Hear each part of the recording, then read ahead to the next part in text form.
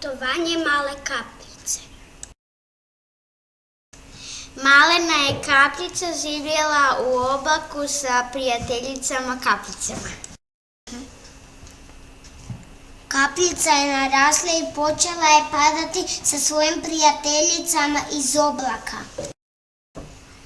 Kapljica je pala u potok i vidjela dok pliva zečića kako gleda u vodu. Kapljica je doplivala u veliku rijeku i vidjela je velike i male ribe.